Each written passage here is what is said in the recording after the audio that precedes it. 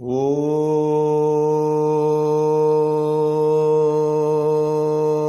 ஈஸ்வரா குருதேவா.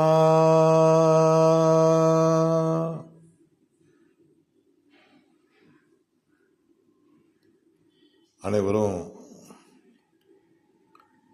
இதை கேட்டுட்டு இருக்கிறவங்க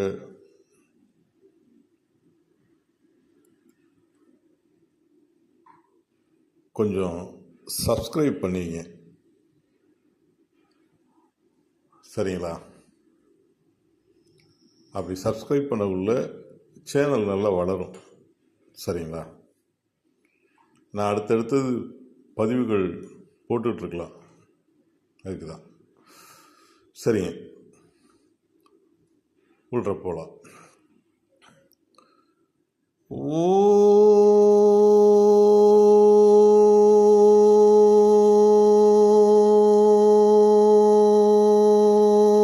ஈஸ்வரா குருதேவா.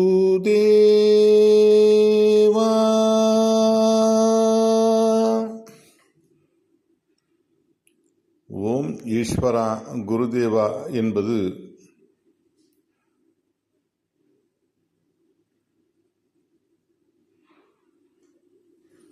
ஓம் ஈஸ்வரா குருதேவா என்பது நமது உயிர் ஓ என்று இயங்கி இம்மென்று ஜீவன் பெறுகிறது. இந்த உடலில் உள்ள புலன்கள் எதை கவர்ந்து இழுக்கின்றதோ அதுவே புருவ மத்தியில் உள்ள உயிரான ஈசன் ஈசித்து எடுக்கின்றது.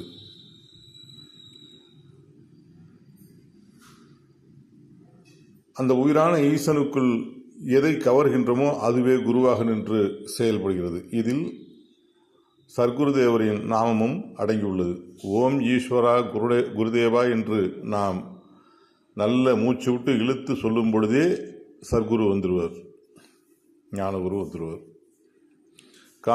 காற்று மண்டலத்தில் அந்த மாதிரி ப்ராசஸ் பண்ணி வச்சுருக்காங்க, சரிங்களா? முதற்கண் மாமகரிஷி வேணுகோபால சுவாமிகளின் அருள் ஆசியும் அருள் சக்தியும் நாம் அனைவரும் பெறுவோம். குருக்காட்டிய அருள் வழியில், குருக்காட்டிய அறவழியில், குருக்காட்டிய நெறிவழியில் வாழ்ந்திடுவோம்.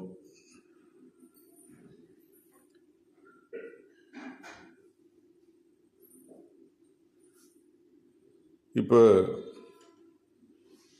விநாயகர் சதுர்த்தியை பார்த்துட்டு இருக்கோம். நான் ஒவ்வொரு பதிவுலையும் நான் இன்னைக்கு முடிச்சிடுறேங்கிறேன், ஆனால் அது போயிட்டுருக்கு.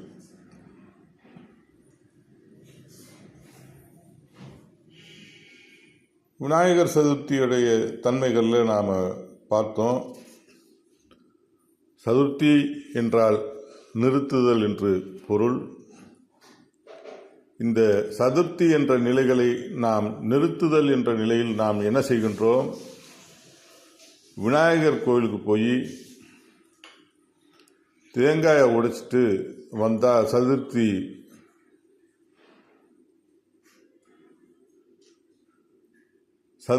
நம்ம செஞ்சிட்டோம் அப்படின்ட்டு வர்றோம். ஆனால் உண்மையில் என்னன்னு கேட்டிங்கன்னா,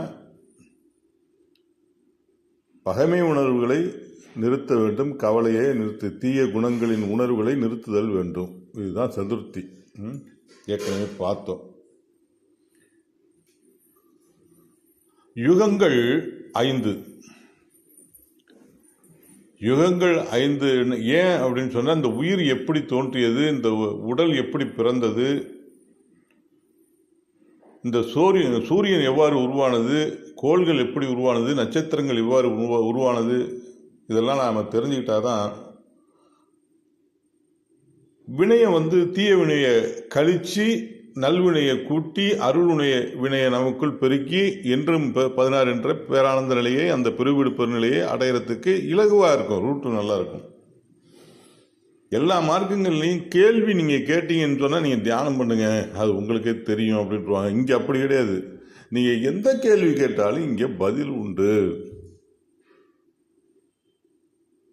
கொஞ்சம் பொறுமையாக தேடி அதை பார்த்தோம்னு சொன்னோம்னா பதில் உடனே வந்துடும். உங்கள் உயிரான ஈசன்ட்ட நீங்கள் போய் சொன்னாலே உங்கள் உயிரான ஈசனே படைச்சு கொடுத்துருவார். நீங்கள் எந்த கேள்வி கேட்கணும்னு நினைக்கிறீங்க அதை உங்கள் உயிரான ஈசன்ட்ட கேட்கணும். கேட்டோம்னாலே அவரே எடுத்து கொண்டாந்து கொடுத்துருவார். அந்த ஈசனுடைய சக்தியே தனி மகோன்னத்துவமான நிலை. அந்த மகோன்னத்துவமான நிலை தான் என்ன செய்யுது, புழுவிலிருந்து மனிதன் வரைக்கும் இன்னைக்கு அவதாரத்துடைய நிலைகளில் 10 அவதாரத்தில் இன்னைக்கு நாம் பலராம அவதாரத்தில் இருக்கோம். மனிதனாக பிறக்கும் நிலை பரசுராம அவதாரம். அப்போ ஒவ்வொரு நிலைகளும் இதில் வந்தது. அப்போ என்ன செய்யணும், கிரேதாயுகம், திரேதாயுகம், துவாரபார யுகம், கலியுகம், கல்கி யுகம் அப்படின்னு பிரிக்கிறாங்க. யுகங்களை பிரிக்கிறாங்க. முதல்ல இந்த பூமி உருவாகுது இல்லையா, ஆதிசக்தி, ஆதிசக்தியின் அருள் பெற்ற ஈஸ்வரா. அப்போ ஆதிசக்தியிலேருந்து தான் முதலேருந்து வருது. ஆதிசக்தியில் வந்து அந்த இருட்டை நம்ம பார்க்கறதுக்கு சக்தி நம்மள்கிட்ட இல்லை. அதுக்கான குவாலிட்டி அதை அதை பார்க்கறதுக்கு நம்மளுக்கு சக்தி இல்லைன்னு சொல்லுவார் சாமி. அந்த ஆதிசக்தியை பார்க்கறதுக்கு ஆதியில் ஆவியாக இருந்த ஆற்றல்கள் ஆதிசக்தி. அந்த இருட்டு நம்ம சூரியன், இந்த பூமியுடைய நிழல் அடுத்த பக்கம் உழுவுது, அதை நாம் இருட்டுன்னு சொல்கிறோம். ஆனால் இருட்டுங்கிற நிலை அங்கே பார்க்கக்குள்ளதான் அவ்வளோ இதாக சொல்கிறார். அதை நான் 2-3 ஸ்பீச்சில் அதை கேட்டிருக்கேன். ஆக அந்த ஆதிசக்தி இருந்து தாங்க உருவாகுது. பல அணுக்களின் கூட்டங்கள் ஒன்றாக இணைந்து ஒரு பொருளாகி ஒரு பூமி என்ற நிலையை பெற்று, அந்த பூமி அடுத்தது நட்சத்திரங்கிற நிலைக்கு மாறி, நட்சத்திரங்கிற நிலை சூரியனாக உருவெற்று, சூரியனுடைய அதாவது இந்த வெட்டுக்கால் பூச்சியெல்லாம் இருக்கு இல்லையா, சிலந்தி, அதுபோல் என்னன்னு கேட்டிங்கன்னா தனக்கு அந்த 27 இப்போ நம்ம பூமி 27 நட்சத்திரங்கள் நவக்கோள்கள் ஒரு ஈர்ப்பு வட்டத்தில் இருந்து அந்த சூரியன் என்ன செய்யுது, வெளியிலேருந்து அது 2000 சூரிய குடும்பத்திலேருந்து சத்தம் எடுக்குது. அண்டம், பேரண்டம், அகண்ட பேரண்டம் போயிட்டே இருக்கிறது. ஆக கிரேதாயுகம், இந்த பூமி தோன்றிய நிலை கிரேதாயுகம். இப்போ நான் சொல்கிறது உங்களுக்கு நல்லா புரியும். என்ன அடுத்தது, இந்த கிரேதாயுகத்தில் தான் என்ன செய்யுது, செடி கொடி எல்லாம், செடி கொடி மரம் எல்லாமே உருவாகுது. சரி, அது எப்படி உருவாகுது? அப்போ அது எப்படி உருவாகுது அப்படின்னா, முதல்ல தோன்றியது காளான். அப்போ அந்த காளான் எப்படி உருவாகுது? சூரியனுடைய வெப்பகாந்த சக்தி சுண்ணாம்பு பாறையில் போய் மோதி பல நிலைகள் ப்ராசஸ் ஆகி அது என்ன செய்யுது, ஒரு வித்தாக மாறி வித்து பூமியில் படர்ந்து மழையின் தன்மைகளில் பேஞ்சு அதனுடைய தன்மைகளில் காளான் உருவாகுது. உங்களுக்கு ஈஸியாக சொல்லிட்டேன் சாமி உபதேசத்துடைய தன்மைகளை.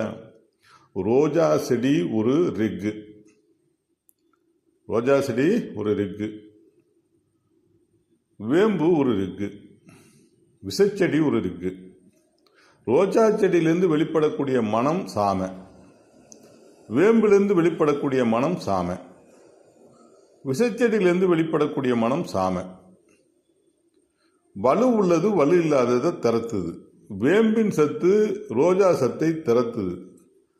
அப்போ திறத்த உள்ளதான் நமக்கு தென்றல் காற்று மேலே வீசுது. சரிங்களா? இப்போ அதுமாரி திறத்திக்கிட்டே போயிட்டு இருக்கக்குள்ள விசைச்செடியின் சத்து இடைமறித்து சுழலச் செய்யுது. அப்போ சுழற்சியாகி ஒரு அந்த சுழற்சியின் தன்மை தான் அதர்வனை.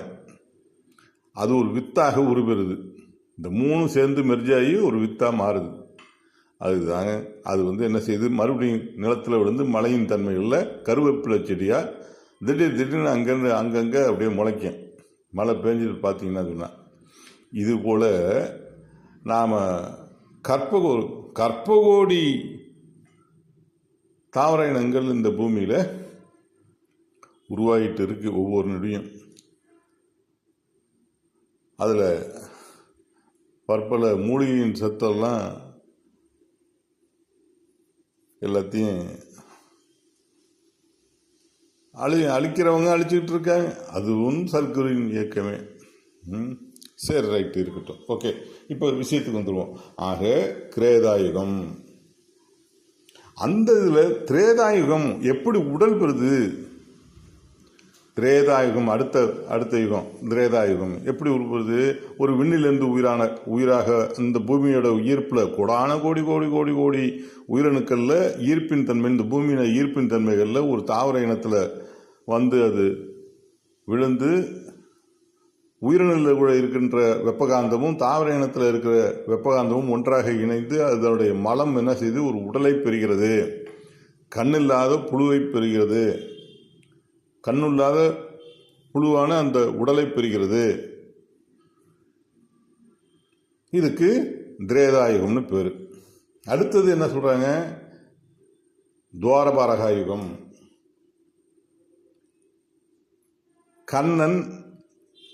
கண்ணன் அவதரித்தான் அப்படிம்பாங்க. அஷ்டமியில பிறந்தான் அப்படிம்பாங்க. அஷ்டமிங்கிறது என்ன? இந்த புழுவானது என்ன செய்யுது? 8 திக்குலையும் வந்து என்னன்னு கேட்டால் தன்னுடைய அது ஆகாரம், அதுக்கு அடுத்த ஆகாரம் எங்கே இருக்குன்னு தேடுது. வேதனையுடைய உச்சபட்சமான நிலையில் அது என்ன செய்யுது? கண்ணன் பிறக்கின்றான். எப்போ? தேவைக்குப்ப. வாசுதேவன் சுவாசத்துக்கொப்ப எடுத்துக்கொண்ட சுவாசத்துக்கொப்ப வாசுதேவனுக்கும் வாசுதேவிக்கும் கம்சனை அளிக்க, கம்சன்கிறது இருள், கம்சனை அளிக்க கண்ணன் தோன்றிவிட்டான். இதுக்கு 5000 வருஷம் ஆகுதுங்கிறாங்க கண்ணு பிறக்கிறதுக்கு. அந்த புழுவுக்கு கண்ணு பிறக்கிறதுக்கு 5000 வருஷம். அடுத்த நிலை கலியுகம். இப்படி பரிணாம வளர்ச்சியில் நாம் என்ன செய்கிறோம்? நீந்துவன, பரப்பன, நடப்பன எல்லா பரிணாமங்களும் பெற்று என்னன்னு கேட்டிங்கன்னா இன்னைக்கு மனிதனாக உருவாக்கிவிட்டோம். பல கோடி சரீரங்களை கடந்து இன்று மனிதனாக உருவாகிவிட்டோம். இந்த மனிதனாக பிறந்து மீண்டும் நாம் இப்போ என்னன்னு கேட்டிங்கன்னா எதை சுவாசிச்சுட்டு இருக்கோம், எதனுடைய தன்மைகளில் இருக்கோம்னா களி தான், இருளான தன்மைகள் தான் நம்மள்கிட்ட இருக்குது. உதாரணத்துக்கு சொன்னோம்னா என்னன்னு கேட்டால், ஒரு சுனாமி வருது அப்படின்னு சொன்னால் ஒரு பறவைக்கு தெரியுது, ஒரு மாட்டுக்கு தெரியுது, ஒரு நாய்க்கு தெரியுது. அது உடையாந்து சுனாமி வந்ததுன்னு சொன்னால் அதுக்கு தெரிஞ்சு அது அந்தாண்ட ஓடி போயிடுது. ஆனால் அதுலேருந்து பரிணாமத்தில் தான் நாம் இன்றைக்கி மனிதனாக வளர்ச்சி பெற்றிருக்கோம். நமக்கு தெரியணும்ல, ஏன் தெரியல? களி, இருள். அப்போ நாம் இருளான உணர்வில் சிக்கிட்டோம். இது பெரிய சப்ஜெக்ட்டுங்க, நான் விறுவிறுன்னு போகிறேன். இப்போ இதிலேருந்து நாம் என்ன செய்யணும்? மீண்டு அப்போ வேதனை, வெறுப்பு, சஞ்சலம், சலிப்பு, கோபம், குரோதம், அதீத மகிழ்ச்சி. அதாவது மகிழ்ச்சிங்கிறது வந்து என்னன்னு கேட்டிங்கன்னா சில பேருக்கு வந்து கவுச்சி சாப்பிட்றது தான் மகிழ்ச்சி, சில பேருக்கு தண்ணி அடிக்கிறது தான் மகிழ்ச்சி, இப்படின்ட்டு போகும். மகிழ்ச்சியோட தன்மைகள் இன்பம் அப்படின்ட்டு போகும். பேரின்பம்னா என்ன, பேரானந்தம்னா என்ன அப்படிங்கிறதுக்குள்ளே தான் இப்போ நம்ம போயிட்டுருக்கோம். சரிங்களா? அப்போ இதெல்லாம் வந்து என்னன்னு கேட்டிங்கன்னா கலியுகம், இருள் வந்து சேர்ந்துருது. அடுத்தது கல்கி யுகம், ஒளியின் சரீரம் பெறுவது. அப்போ ஒளியின் சரீரம் பெறுவது அப்படிங்கிறத நாம் பார்க்கணும்னு சொன்னால், அப்போ ஒளி சரீரம் எப்படி நாம் உருவாக்குறது? தியானம் பண்ணணும். குருக்காட்டி அருள்வழியில் 3 வேளை தியானம், அனுதினமும் ஆத்மயுத்தி. அப்பப்போ தீமைகள் வரும்போது உடனே அதை வந்து பிளந்து ஆத்மயுத்தியை பண்ணிட வேண்டியது. இதேமாரி செய்யும்போது என்னன்னா, இதுக்காக வந்து பெரிய விஷயம்லாம் கிடையாது. காலையில் ஒரு 10 நிமிஷம் குளிக்கணும், இது ஃபார்மனும், அதாவது என்னன்னு கேட்டால் சென்டிமெண்ட்டு, ஃபார்மாலிட்டி, தீட்டு, அப்படி இப்படின்ட்டு எதுவுமே கிடையாதுங்க. உங்கள் மனசை நீங்கள் சுத்தமாக வச்சுக்கிட்டே இருக்க வேண்டியது, இதுதான் தியானம். இந்த சுத்தப்படுத்துறதுக்கு தியானம். அப்போ நல் உணர்வு எடுத்து விட தீ உணர்வு வெளியாகிடுது. அப்போ அந்த நல்ல உணர்வு எப்போ முதல்ல அந்த பிரம்மமுகூர்த்த வேலையில் நாங்கள் செய்யும்போது அது உடனே அது நீங்குது. சரிங்களா? அந்த கல்கிங்கிற அவதாரத்துடைய தன்மைகளில் கல்கி அவதாரம் மிக மிக பெரிய நிலைகள். அதை நாம் அவதாரத்துடைய தன்மைகளில் நாம் அதை பார்ப்போம். ஆக வினைக்கு நாயகனாக என்றும் 16 என்ற அந்த ஒளியின் சரீரம் பெறுவதுதான் விநாயகன். இந்த உடல்ல இருக்கிறது மட்டும் இல்லை, அங்கே போய் விநாயகா அப்படிங்கிற நிலையில் அங்கே நாம் சப்தரிஷி மண்டலத்தில் போய் ஒளி சரீரத்தை பெறுவதுதான் முழுமை பெற்ற நிலை.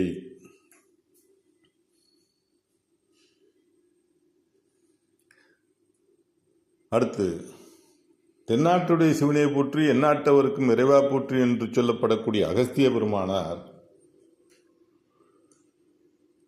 அவருக்கு ஏன் இப்படி இந்த பேரு, ஏன் தென்னாட்டில் தோன்றிய அகஸ்தியன் அப்படிங்கிறது சொல்றோம்? தமிழ்நாடு இங்கேதான் அவர் பிறந்த நிலை, அவர் வளர்ந்த நிலை. அவர் எல்லா இடங்களுக்கும், அவர் காலிடம் இந்த பூமியில் கால் படாத, அவர் போகாத இடம் கிடையாது. எல்லா இடத்துக்கும் போயிட்டு வராரு. அப்போ இந்த தென்னாட்டுடைய சிவனை பற்றி என்ன, சிவன்கிறது என்ன முதல்ல அதை சொல்ல. முதல்ல சிவன்கிறது இந்த உடல், நல்லா புரிஞ்சுங்க. சிவன்கிறது உடல். இந்த சிவத்திலேருந்து உடல் இந்த உடலான சிவத்திலேருந்து உயிர் பிரிஞ்சிட்டுனா இது சவம்.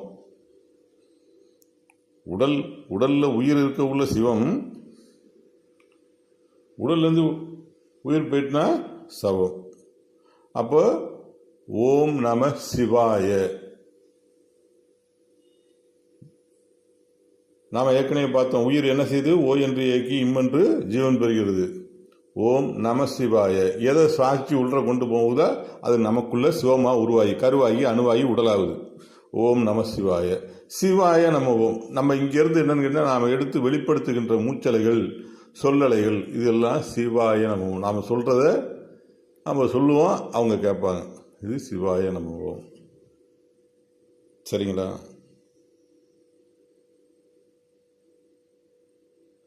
அப்போ தென்னாட்டுடைய சிவனை போற்றி எந்நாட்டவருக்கும் இறைவா போற்றின்னு ஏன் சொன்னாங்க? தென்னகத்திலேயே உருவானவர் அவர், தென்னகத்துக்கே உடைத்தானவர். அப்போ அதுக்கு கதையெல்லாம் சொல்லுவாங்க. சிவனும் பார்வதியும் என்ன செஞ்சாங்க? கல்யாண கோலம், அந்த பூமி கல்யாண கோலம் அதே கல்யாணம் நடக்க போது அப்போ பூமி கொடை செஞ்சிடும். அப்போ கொடை செஞ்சிச்சுன்னா ரொம்ப மக்களுக்கெல்லாம் இதாகிடும். அப்போ இதை எப்படி செய்கிறது அப்படின்னு டிஸ்கஸ் நடக்குது. யாரோட? நாரதர் எல்லாம் டிஸ்கஸ். அப்போ சிவன் என்ன செய்கிறாரு? அகத்தியரை, நீ தெற்கே போ அப்படின்னு காவியங்கள் புராணங்கள் இதிலெல்லாம் நாம் பார்ப்போம். அது உண்மையிலே என்னன்னு கேட்டீங்கன்னா, அகத்தியர் துருவத்தினுடைய பூமியினுடைய வடதுருவத்தில், ஏன்னா இந்த பூமி தோன்றி எத்தனை ஆண்டு காலங்கள் ஆகுது? லட்சம் கோடி ஆண்டுகள் ஆகுது இல்லையா? அது என்ன செய்து அந்த சத்தை அப்படியே எடுக்க வடதுருவத்தில் அந்த பனிப்பாறைகள், அந்த தூசுகளெல்லாம் பனிப்பாறைகளாக உருப்பெறுகிறது. அந்த பனிப்பாறைகள்லாம் அதிகமாகி என்னென்னா பூமியுடைய தன்மைகளை வெயிட் அதிகமாகி கூட சாயறதுக்கான நிலைகள் வருது. அதாவது எப்படின்னா, நம்ம பார்வதி பஜே ஹரஹர சம்போ மகாதேவா ஹரிங்கிறது விஷ்ணு, ஹரன்கிறது சிவன், ஹரிஹர. இப்போ பூமி வெளியில் வச்சு பாருங்க, பூமி என்ன செய்யுது? கவர்ந்து எடுக்குது. அப்போ அது சம்போ மகாதேவனா பனிப்பாறையாக உருவாகுது. இது என்ன செய்கிறாரு? அப்போ அகத்தியர் என்ன செய்கிறாரு? 23 டிகிரிக்கு அதை மாற்றி வச்சு சூரியனோட வெப்பகாந்தம் தெற்கில் போய் படுற மாதிரி பண்ணி அங்கே என்ன செய்கிறாரு? அதை உருக வைக்கிறாரு. உருக வச்சு எல்லாம் ஆறு கடலாக மாறி மறுபடியும் அது ஆவியாக மாறி அதனுடைய தன்மைகளில் வருது. இப்படி ஆவியாக மாறக்குள்ளேயே பல ப்ராசஸ் இங்கே தாவர இனங்களுக்கெல்லாம் சத்து கிடைக்குது. பல ப்ராசஸ் நடுவுலேயே நடக்குது. என்ன இப்படி போயுங்க. அப்போ இதை என்னன்னு கேட்டிங்கன்னா, இதை தென்னாட்டுடைய சிவனை போற்றி எந்நாட்டவருக்கும் இறைவா போற்றின்னு சொல்லிவிட்டு சொல்லப்படக்கூடிய அந்த அகத்தியனுக்கு திருநாமம் பேரை வைக்கிறாங்க ஞானிகள். அப்போ என்னன்னு கேட்டிங்கன்னா, அந்த நிலையில தான் அகத்தியர் பெருமானார் வந்து அந்த பூமியை திருப்பி வைக்கும்போது தான் லெமூரியா கண்டம்லாம் இப்போ கடலுக்கு அடியில் பூம்புகார்லாம் பல நிலைகளில் அப்பப்போ பிரளய காலங்களில் அது எல்லாம் பூமி உள்ற போகிறதும் தண்ணி மேலே வர்றதும் இப்படி நடக்கும். சரிங்களா? அதாவது நம்ம தெளிவாக விநாயகர் வினைக்கு நாயகனாக நாம மட்டும் இல்லை, பூமியும் எல்லாம் சேர்ந்து தான் வினைக்கு வினையோடைய தன்மைகளில் இயக்கமாகுது. அதில் இந்த விநாயகன், இந்த உடலை பெற்ற உயிர், உடல், ஆன்மா, இது எப்படி வினையை சேர்த்து அது எப்படி நிற்கிது அப்படிங்கிறது தான் இதனுடைய தன்மைகள். சரி, அப்போ அடுத்த நிலைக்கு போவோம். இப்போ சைவ சமயம் எவ்வளோ பெரிய விஷயம். சைவ சித்தானந்தம்,